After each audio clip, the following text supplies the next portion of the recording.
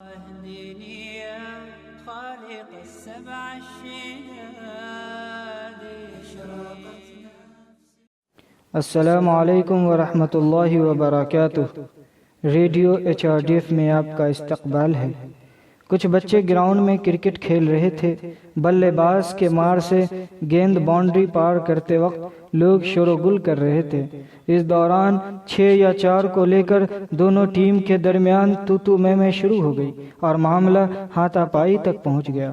اس دوران ایک چھوٹا سا بچہ سامنے والوں کو ملامت کرتا ہوا جو باتیں کیا، اس کو سن کر سارے لوگ شرم سے سر جھکا دیے۔ لوگ آپس میں کہہ رہے تھے کہ آخر یہ چھوٹا سا بچہ اتنی گندی باتیں کہاں سے سیکھا؟ ہمارے پاس بھی اس طرح کا تجربہ ہوگا۔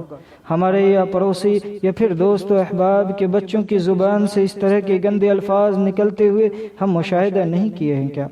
پاکیزہ فطرت کے ساتھ پیدا ہونے والے بچے اس طرح کی گندی باتیں کہاں سے سیکھ لیتے ہیں؟ کبھی اس پر غور کیے ہیں کیا؟ اس کا پہلا جواب ہے خاندان، کیونکہ بچے کی پہلی درسگاہ اس کا خاندان ہوتا ہے۔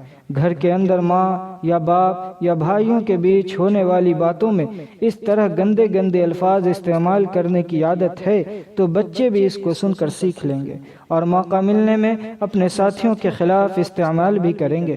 بچے کو گندی باتیں بولتا ہوا دیکھیں تو اس کو نصیحت دینے سے پہلے ہم یہ سوچنا چاہیے کہ ہم بچے کے سامنے ایسی باتیں بولتے تھے کیا؟ بچوں کے اندر برا اخلاق پیدا ہونے کی وجہ اگر ہم خود ہیں تو پہلے خود سدھرنا ہوگا۔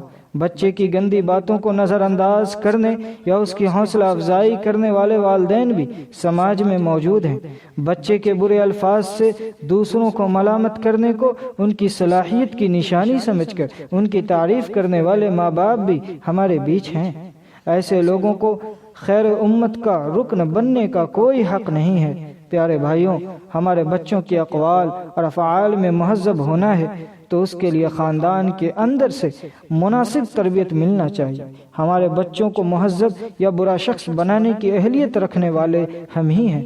رسول صلی اللہ علیہ وسلم کی اس بات پر غور کریں، ہر ایک بچہ پاکیزہ فطرت پر پیدا ہوتا ہے۔